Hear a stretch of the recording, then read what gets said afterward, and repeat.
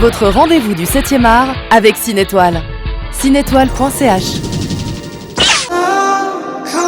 M. Mardi Cinéma. Avec Thomas Lécuyer. Bonjour Thomas Lécuyer. Bonjour Philippe. Merci d'être avec nous. Ça va ? Comment ça va ? Ça va très bien, j'ai des tonnes de bonnes nouvelles à vous annoncer au niveau du cinéma en tout cas. Allez, c'est parti, on va démarrer ces news ciné à 24 images secondes. Et oui, on parle d'abord du nouveau film, du prochain film de Wes Anderson, avec son casting qui ressemble à une pluie d'étoiles filantes. Il y a Scarlett Johansson, Tom Hanks, Margot Robbie, Matt Dillon, Steve Carell, Jason Schwartzman, Bryan Cranston, Edward Norton, Adrian Brody, Willem Dafoe, Jeff Goldblum. C'est juste énorme. Et bien, Asteroid City risque bien d'offrir une des plus belles montées des marches du prochain festival de Cannes. En attendant sa sortie le 21 juin prochain, on a enfin une petite bande-annonce à vous montrer. Quelques images. Junior stargazers and space cadets. Each year we celebrate Asteroid Day, commemorating September 23rd, 3007 BC, when the arid plains meteorite made Earth impact. Voilà, et puis on reconnaît bien le style de Wes Anderson avec cette image hyper soignée et ces décors qui ont tous l'air de sortir tout droit d'un livre d'images. Ça a l'air magnifique. 21 juin. 21 juin, exactement. Faites de la musique. Faites de la musique, oui. Et mais pas que, du coup, Asteroid City aussi, de Wes Anderson. Des news aussi de Quentin Tarantino. Le tournage de son 10e et dernier film va commencer cet automne. Et oui, vous avez bien entendu, il s'agit de son dernier film. Quentin Tarantino l'a annoncé lui-même lors d'une conférence à Paris la semaine dernière. Il va prendre sa retraite après ce dernier long métrage qui va s'intituler The Movie Critic et qui va parler une nouvelle fois de cinéma comme il avait déjà fait avec Once Upon a Time in Hollywood. Alors ça va se dérouler en 1977, une année riche en événements cinématographiques puisque c'est l'année de la sortie de Star Wars, de Rencontre du troisième type, du film Annie Hall de Woody Allen, de New York de Martin Scorsese et aussi l'année de ma naissance. Donc autant dire que c'est une année très intense et pareil, ça va 77. être un magnifique film. Oui, c'est un gamin en fait. Oui. Mais vous avez fêté votre anniversaire hier, vous. Ouais, pas besoin de remettre mais une vous couche. êtes tellement jeune encore. Hein. En tout cas, vous êtes plus jeune que Clint Eastwood qui ne prend pas encore sa retraite. Je confirme. C'est présent. C'est gentil de l'avoir remarqué. Mais oui, mais il prend toujours pas sa retraite. Il a annoncé le tournage de son dernier film, lui aussi. Alors, il va fêter ses 93 ans au mois de mai, Philippe. Vous voyez, incroyable. Ça vous laisse quand même encore 43 ans à l'antenne. Il est incroyable ce bonhomme. C'est une légende. Ouais. C'est une légende. Une légende, ouais, effectivement. Tout à fait. Et il va donc réaliser son 40e film, probablement son dernier, qui s'appelle Juror 2 et qui raconte l'histoire d'un homme nommé pour être juré d'un procès pour meurtre. Cet homme réalise qu'en fait, il pourrait être celui à l'origine du décès de la victime, du coup juré et peut-être coupable. Quel suspense. On ne sait pas encore si Clint Eastwood va jouer dans ce film. Il faut dire que peut-être qu'il fera une apparition. Peut-être qu'il fera une apparition. Et on ne connaît pas non plus la date de la sortie de ce film, mais en tout cas, on sait qu'il vient de l'annoncer. Les studios viennent de l'annoncer. Et puis, en attendant de savoir plus, je ne peux pas m'empêcher de ressortir une petite réplique de l'inspecteur Harry pour se mettre de bonne humeur. Volontiers. Eh bien, à mon avis, en ce moment, vous servirez plus la police en travaillant avec moi aux relations publiques. Vous savez, les avis, c'est comme les trous du cul. Tout le monde en a un. Allez, à tous nos amis qui commencent sur les réseaux sociaux. Ah, j'adore la réplique. J'adore cette réplique. Moi aussi. M. Mardi Cinéma. Avec Thomas Lécuyer.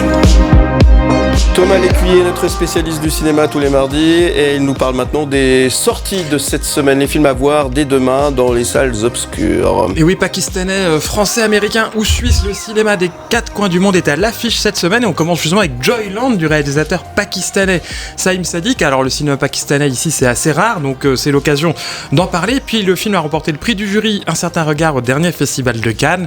Le film nous raconte l'histoire de Haider qui est marié et qui est pressé par ses proches de trouver du travail et de faire un enfant. Il se fait embaucher pour un petit boulot dans un cabaret et tombe sous le charme de Biba, une danseuse sensuelle et magnétique. Forcément, le désir qui va naître chez Haider est un petit peu contradictoire avec le reste de ses engagements familiaux notamment. Ça s'appelle Joyland. On va aussi découvrir sur les écrans la semaine prochaine Super Mario adapté en film. Alors si vous vivez dans la musique là. Ah, tellement cool. Un petit peu, ouais, effectivement. alors, Cool. Alors, si vous vivez dans un frigo depuis ces 40 dernières années, je vous rappelle qui est Mario. C'est un plombier qui, avec son frère Luigi, qui est plombier lui aussi, se retrouve plongé dans un univers féerique en passant à travers un mystérieux conduit de plomberie. Luigi disparaît, Mario va tout faire pour le retrouver grâce à l'aide du champignon Toad, qui habite le royaume champignon. Je me demande ce que les gens avaient fumé en écrivant ce jeu, et les conseils avisés de la princesse Peach, une guerrière déterminée à la tête de ce royaume. Alors je ne sais pas ce que vaut cette adaptation cinéma du jeu vidéo, mais quand même, tout ce que je sais, c'est que c'est culte. Super Mario au cinéma dès demain. Eh ouais, un petit extrait quand même. Où je suis là? Viande fraîche pour le hachoir. Ne lui prête point attention. Il a une bonne bouille, mais il doit y avoir un moyen de sortir. On ne peut pas s'échapper. La seule issue est la Super Mario donc au cinéma. Super Mario au cinéma dès demain. Et puis côté cinéma suisse, on a aussi une sortie, celle de L'amour du monde de la réalisatrice lausannoise Jenna S. Ça se passe sur les rives du lac Léman. Margot, 14 ans, rencontre Juliette, une enfant de 7 ans qui a été placée en foyer, et Joël, un pêcheur qui est récemment rentré d'Indonésie. Tous les trois sont unis dans un refus silencieux d'affronter la vie. Ils sont déchirés entre l'attirance, la déception et la nostalgie d'un ailleurs qui n'existe pas ou qui existe dans leurs rêves. C'est à découvrir en salle dès demain. L'amour du monde de Jenna Haas. Ah, je le savais, tu dors.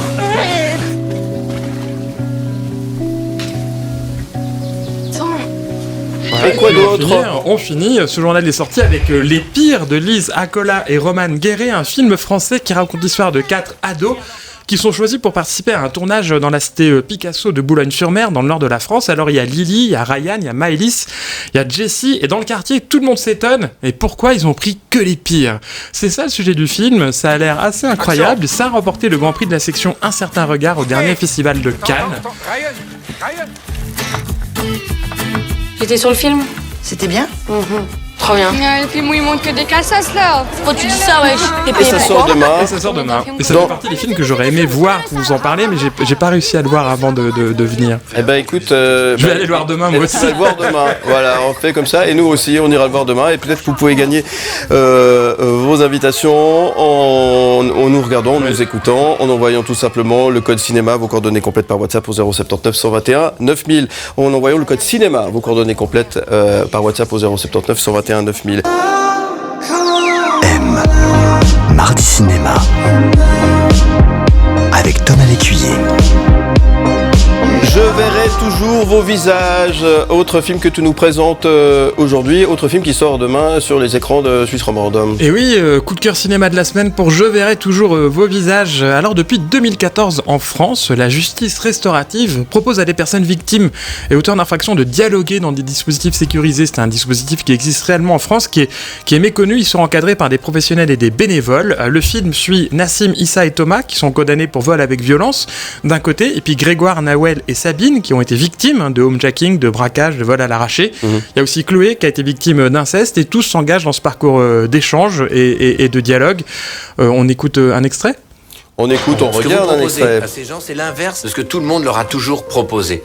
On ne parle pas à leur place, on ne suggère rien, on écoute, on accueille, inconditionnellement. J'aimerais revoir mon frère, j'ai pas envie de le croiser par hasard. Enfin, je veux le voir pour être sûr de pas le croiser par hasard. J'étais agressé dans le supermarché dans lequel je travaillais il y a 5 ans. Je verrai toujours au visage. Voilà, Je verrai toujours au visage. C'est un film de la réalisatrice Jeanne Herry qui propose une immersion émouvante et très didactique au cœur de ce dispositif qui est pas très connu. Alors elle a déjà signé 2 magnifiques films avant, Pupille qui était très beau, et Elle l'adore, sorti en 2014. Le film est une plongée au cœur de ces échanges qui sont souvent très poignants, et puis il est porté par un casting juste incroyable. C'est ça qui fait la force de ce film. Ce sont des dialogues pendant 2 heures entre des acteurs et des actrices qui sont formidables. On a Adèle Exarchopoulos, on a Gilles Lelouch, Dali Ben Salah, Elaïla Bekti, Élodie Bouchez, Miu Miu, Jean-Pierre Daroussin, Fred Testo de Omar et Fred, absolument méconnaissable, Denis Podalides. Grâce à la force de ces acteurs et de ces actrices, il n'y a pas une seconde où on n'est pas saisi par l'émotion en permanence, entre le rire et les larmes, entre ces gens victimes et ces gens qui ont commis des agressions, qui vont ouvrir leur cœur, qui vont échanger, qui vont se rendre compte, se mettre à la place de l'autre. C'est un film essentiellement sur l'importance du dialogue et l'importance de communiquer, et surtout sur l'importance de l'écoute, en fait. Essayer de se mettre à la place, alors c'est hyper compliqué quand on est victime d'un coup, se mettre à la place d'un agresseur ou d'un voleur ou de la personne qui a commis le délit, et vice-versa. Le film a cette force-là, cette force d'expliquer cette démarche particulière, et puis ça aurait pu être très documentaire et très didactique, et en fait c'est juste de l'émotion pure, parce que les acteurs et les actrices sont fabuleux. La réalisatrice du coup pose sa caméra très discrètement au milieu de ces groupes de paroles, et c'est un très très beau film, un grand coup de cœur. Votre rendez-vous du 7e art avec Cinétoile. Cinétoile.ch. Mardi Cinéma avec Thomas Lécuyer. Thomas, prêt? J'ai fait de l'escrime, Philippe, faut faire attention. C'est sérieux? Ouais, c'est vrai. Pour de vrai? Ouais, pour de vrai. Ouais. Arrête ton cinéma. Non, sérieux. Oui, pour de vrai, sérieux, j'ai fait de l'escrime. Bah oui, c'était le seul sport que j'ai bien aimé dans mon enfance. C'était tu vas pouvoir nous parler l'escrime, mon côté romantique, justement. Et là, tu vas pouvoir nous parler des 3 mousquetaires. J'allais dire, il aurait pu passer le casting pour jouer un rôle. Pourquoi pas, justement. Les 3 mousquetaires reviennent. Alors, au niveau du sex appeal, je pense que je suis pas tout à fait au même niveau que François Civil, Vincent Cassel, Pio Marmaille. Non, on parle pas de sex appeal. Et Duris, on parle de maniement de l'épée. Ah, de maniement de l'épée. Je sais bien, si tu as un problème avec le sex appeal, change les piles. La dernière adaptation française au cinéma des 3 mousquetaires. Voilà. Alors, la dernière adaptation cinéma du roman d'Alexandre Dumas, française, date de 1961. J'ai été très étonné de me rendre compte que depuis 1961, il n'y avait pas une nouvelle adaptation au cinéma des 3 mousquetaires. Il y en a une maintenant, elle est signée Martin Bourboulon. Qui est cet enfant? D'Artagnan, votre majesté. 3 duels en 3 heures avec 3 mousquetaires. Monsieur Athos a le droit de me tuer en premier, Monsieur Porthos en second et Aramis en dernier. Je vous prie de m'excuser par avance si je ne peux contenter tout le monde. Je vous trouve bien arrogant, jeune homme. C'est ma seule richesse. Et je la mets tout entière au service de Sa Majesté. Voilà, Martin Bourboulon qui n'hésite pas à appliquer les codes du blockbuster américain à son film. Et il faut dire qu'ils sont bien assortis à la mécanique littéraire d'Alexandre Dumas. Il a sorti son roman en 1844 sous la forme d'un feuilleton.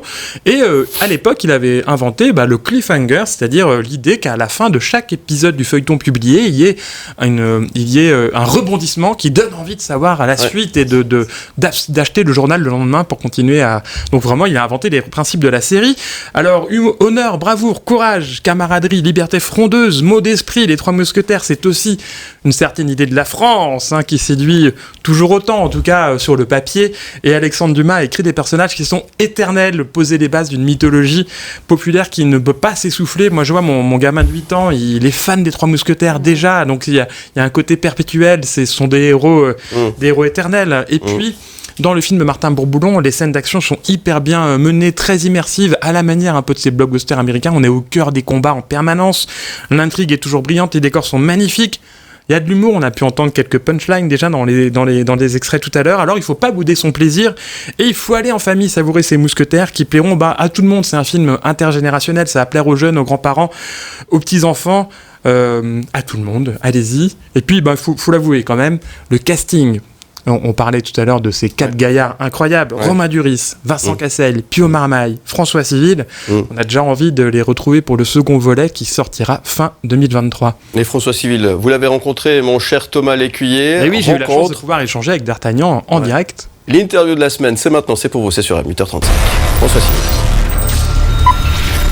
M le média. Rencontre.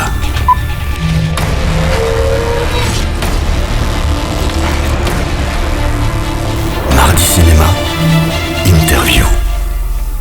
Montage hyper rapide, scène d'action démente, multiples niveaux de lecture, intrigue et sous-intrigue, développement de chaque personnage, musique façon Avengers. Est-ce que vous êtes en train de créer un DCU Dumas Cinematic Universe, un peu comme un Marvel à la française? C'est un terme qu'a employé notre producteur Dimitri Rassam qui va produire Monte Cristo qui arrive juste après, donc je crois que sans vraiment calquer le truc sur les Américains, parce que en fait c'est vraiment très très profondément français, ce qu'on a fait, c'est du patrimoine français, c'est des Français un peu à tous les étages, des techniciens de France, et juste de se dire qu'on est capable de faire ça aussi, c'est génial. Donc est-ce qu'on est rentré dans le Dumas Cinematic Universe? Ça faut demander à mon producteur. Voici donc les diables que je dois gronder. Excusez-moi, vous croyez que cela va suffire? On ne se fait pas justice soi-même. C'était un peu plus ras, celui-là, je l'embrancherais bien. Hein. Un droit qui m'appartient à moi. Et à moi seul. Comment vous êtes-vous préparé pour interpréter votre D'Artagnan ? Est-ce que vous avez regardé d'autres adaptations ? Il y en a pas moins d'une trentaine en tout, ou alors des classiques de films de Cap et d'épée. Toute cette préparation, c'est assez nébuleux en fait chez un acteur. En tout cas chez moi, je saurais pas dire. Enfin, il y a beaucoup de choses qui passent par moi et mon espace mental, il est un peu dédié à ça. Mais qu'est-ce que je garde pas, ça c'est assez mystérieux même pour moi. Mais oui. J'avais en tête, on parle des films de De Broca, mais Le Bossu, j'avais Belmondo qui a joué D'Artagnan en tête, dans le côté essayer de renouer avec ça d'un acteur qui fait un peu ses propres cascades, tout ça, il y avait un défi physique au centre de ce film-là. Après, j'ai essayé de pas trop m'embarrasser en fait de ces références parce que on peut un peu se scléroser en fait. Le poids de tout ça, ça peut un peu nous empêcher, je trouve, dans la création et j'ai plus tendance à m'inspirer de la vie que du cinéma passé. Donc même si on respecte beaucoup, je pense à Douglas Fairbanks, Gene Kelly, j'ai cité Belmondo, Noiret qu'il a joué dans La fille de D'Artagnan, mais tous les acteurs incroyables qui sont passés par ce rôle de D'Artagnan. Là, l'enjeu, c'était de faire mon D'Artagnan et celui de Martin, et donc je me suis plus posé des questions simples de qu'est-ce que c'est un jeune homme au XVIIe qui rêve de devenir mousquetaire, qui monte sur Paris. Et c'est aussi en parlant avec les auteurs qui se sont beaucoup renseignés sur l'époque que j'ai eu comme ça des petites clés pour créer mon D'Artagnan. Je suis Charles D'Artagnan. Aussi loin que je me souvienne, j'ai toujours rêvé d'être mousquetaire. Dans ce genre de film, potentiellement, on peut être beaucoup doublé par des cascadeurs. Sauf que Martin, sa volonté, c'était de mettre la caméra au milieu du champ de bataille, au milieu de l'action. Et ça nous a obligés, nous, en fait, acteurs, à faire nos propres cascades. Donc ça veut dire à travailler beaucoup pour connaître les chorégraphies parfaitement. Parce que on joue pas avec des trucs en plastique, quoi. On a vraiment des pics en fer. Et vu que c'est en plan séquence en plus, donc ça veut dire que la caméra ne coupe pas du début de la scène à la fin. S'il y en a un qui foire, voilà, faut tout recommencer. Donc ça nous a obligés tous à une sorte de solidarité, d'entraide, d'écoute. Pour créer ces scènes-là, donc c'était un travail passionnant, on va dire, de collectif vraiment entre acteurs et aussi entre techniciens qui sont autour pour capturer tout ça le mieux possible. Donc ça a demandé du travail en amont à raison de 5 mois de préparation, où avec Yannick Borel d'abord, qui est un champion d'escrime français, champion olympique, on a commencé à apprendre à manier une épée comme en escrime sportive et les déplacements.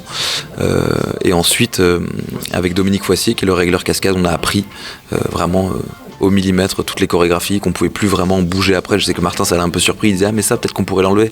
On lui dit non mais en fait là ça fait 5 mois qu'on travaille sur le truc, si on bouge un truc ça fait tout se casse la gueule quoi. Donc c'était beaucoup de préparation et avec Mario Luracci qui s'occupe de tout ce qui est cascade équestre dans le cinéma français et d'ailleurs international, j'ai dû apprendre à devenir le meilleur cavalier possible en le moins de temps possible, mais j'avais quand même 5 mois devant moi. Est-ce qu'il n'y a pas un petit côté rêve de gosse finalement à interpréter ce genre de rôle ? Bah ouais, complètement, hein. Je pense qu'on s'est tous rêvé mousquetaire à un moment donné dans sa jeunesse. Donc quand on se voit proposer ce rôle, on se dit que ça va être comme dans la cour de récré avec les copains, sauf qu'en fait c'est de le rendre réaliste et de le rendre vraisemblable, c'est un autre sacerdoce, c'est beaucoup de travail, mais oui, ça reste un rêve tout du long. Est-ce qu'une sorte de camaraderie s'est installée avec les 3 autres mousquetaires, Pio Marmaille, Vincent Cassel et Romain Duris ? Ouais. C'était un des enjeux quand même au centre de cette histoire, ça s'appelle Les 3 mousquetaires, donc c'est comment D'Artagnan rencontre ces 3 hommes qui deviennent des figures importantes dans sa vie et des amis. En très peu de temps d'ailleurs, en l'espace de 24 heures, leurs destins sont liés. Donc c'était important de bien s'entendre déjà et ensuite de créer une émulation, une synergie entre nous. Et ça a été le cas. Puis au Marmaille, j'étais déjà très proche de lui parce qu'on a tourné ensemble et je le considérais déjà comme un ami. Et Romain et Vincent, ça a été des découvertes et de sacrées découvertes, autant d'un point de vue professionnel qu'amical. Ils sont 7, nous sommes 3. Il me semble à moi que nous sommes 4. Tu veux pas le tuer, s'il te plaît? Il m'exaspère. François Civil à retrouver dans ce film qui sort demain sur les écrans. Voilà le premier volet des 3 mousquetaires D'Artagnan de Martin Bourboulon. Le deuxième volet sortira à la fin de l'année avec le même casting et on se réjouit. M. Mardi Cinéma avec Thomas Lécuyer. Ça va toujours Thomas Lécuyer? Ça va très bien. Les sorties cinéma de cette semaine, les films à voir dans les salles obscures dès demain. Petit piqûre de rappel, notamment. Oui, c'est une semaine pleine de belles sorties, notamment Joyland, prix du jury Un certain regard au dernier festival de Cannes. Super Mario qui est adapté au cinéma, le célèbre jeu vidéo Mario et Luigi les plombiers. L'amour du monde, un film de la réalisatrice lausannoise Jenna Haas qui se passe sur les bords du lac Léman. Et puis des pires films français de Lise Accola et Roman Guéret qui a gagné aussi le Grand Prix de la section Un certain regard au Festival de Cannes. Ça, ce sont les sorties de demain. Il y a aussi mes 2 coups de cœur. J'aimerais bien revenir dessus rapidement. Je verrai toujours au visage, film bouleversant, poignant sur la justice restaurative avec un casting incroyable. Et puis le blockbuster français à ne pas rater, c'est Les Trois Mousquetaires de Martin Bourboulon avec Vincent Cassel, Pio Marmaille, François Civil et Romain Duris.